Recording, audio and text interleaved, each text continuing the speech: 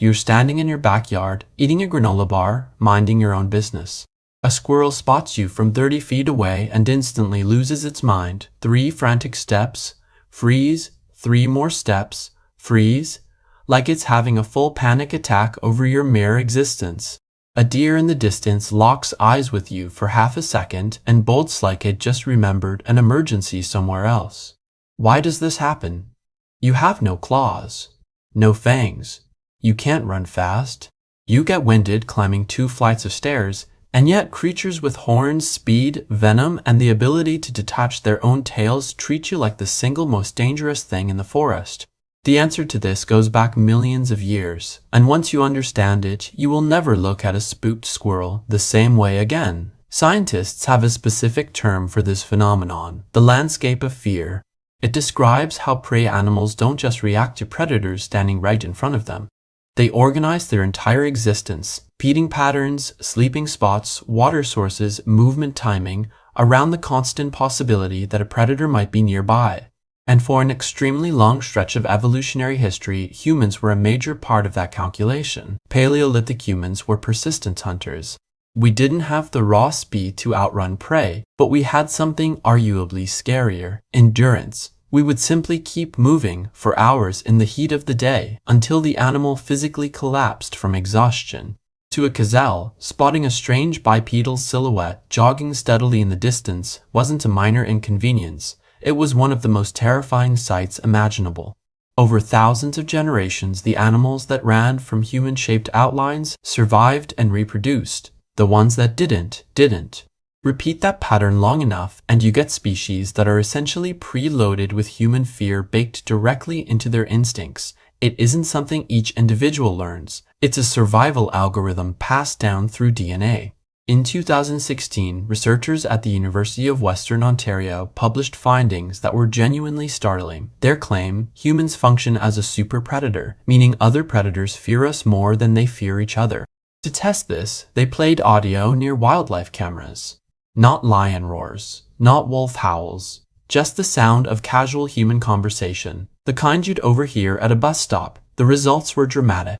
Mountain lions fled at more than double the rate they fled from other predators. Bobcats, deer, skunks, and opossums all bolted faster from human voices than from any other recorded threat, including animals with no natural enemies at all.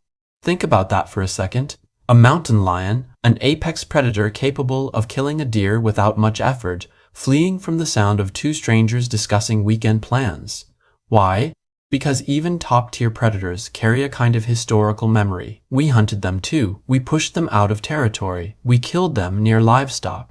Eventually, even the animals at the very top of the food chain learned the same lesson. Humans equal danger. Here's the deeper mechanism behind all of this. Most predators are predictable. Wolves hunt at dawn and dusk. Crocodiles ambush near water's edge. Hawks patrol open fields for rodents. Prey species have spent millions of years learning these patterns, and reading the pattern is literally what keeps them alive. Humans break that system entirely. We hunt morning, night alone in groups using fire, traps, spears, rifles, and drones. We hunt on land, underwater, and from the air. We go after animals we eat and animals we don't. From a prey animal's perspective, there is no consistent pattern to extract from us. We are an unsolvable variable, and in the animal kingdom, an unsolvable variable demands constant avoidance. There's a concept in behavioral ecology called predator recognition, which describes how prey sort threats into known categories: big cat, bird of prey, canine, each with its own calibrated response. Humans don't fit cleanly into any single category. We smell strange, move strangely, and sometimes spend 20 minutes peacefully feeding birds in a park. We don't follow the rules other predators follow. And that inconsistency is deeply unsettling to an animal brain wired for pattern recognition. So what explains pigeons that refuse to move out of your way, or seagulls that maintain unblinking eye contact while stealing your fries? This is called habituation, one of the most important concepts in animal behavior science. When animals are repeatedly exposed to humans without anything bad happening, their fear response gradually downgrades. The brain essentially concludes, this thing keeps showing up and nothing terrible occurs, so continuing to panic is a waste of energy. City pigeons have lived alongside humans for so many generations that fear has been largely deselected from the population. There's no survival benefit to fleeing people who hand out bread daily. Crows take this even further.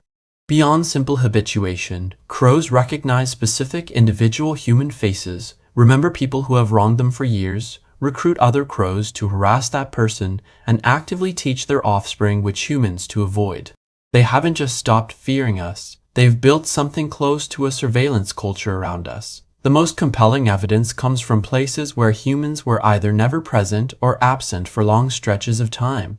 In the Galapagos Islands, Darwin recorded being baffled in the 1830s. Animals simply didn't move. He described pushing marine iguanas into the ocean and watching them calmly swim back to sit beside him again.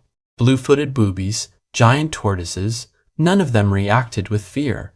The same pattern appears in Antarctica, where penguins approach researchers, inspect equipment, and occasionally attempt to steal gear. In marine reserves where fishing has been banned for decades, fish populations gradually lose their fear of divers, actively swimming toward humans while fish in unprotected nearby waters flee on sight. The conclusion here is stark. Fear of humans is not a built-in default setting. It is installed through experience, and where that experience never occurred, it simply isn't there. This fear doesn't stay contained to individual animals. It restructures entire landscapes. When wolves were reintroduced to Yellowstone in 1995, deer didn't just decline in number. They changed behavior entirely, avoiding open valleys and riverbanks. Because deer stopped overgrazing these zones, vegetation recovered, riverbanks stabilized, tree cover returned, and bird and fish populations rebounded. The fear itself, separate from any actual predation, reshaped the park. Ecologists call this the landscape of fear, and it is one of the most powerful invisible forces in nature. The same effect applies to humans. A 2018 study published in Science found that mammal species across 6 continents have become significantly more nocturnal in direct response to human presence. Not habitat destruction, just our existence nearby. We are functioning as a global ecological force, quietly rewriting when wildlife across the planet chooses to be awake. There's also a chemical layer to this fear. Human scent, even setting aside synthetic chemicals like soap and deodorant, is a powerful alien signal in the wild.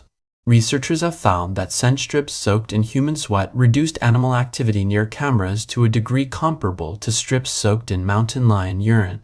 To wildlife, simply existing and smelling like a living human is roughly as alarming as the presence of an apex predator. So why are animals scared of humans? Because we spent millions of years earning that fear fair and square.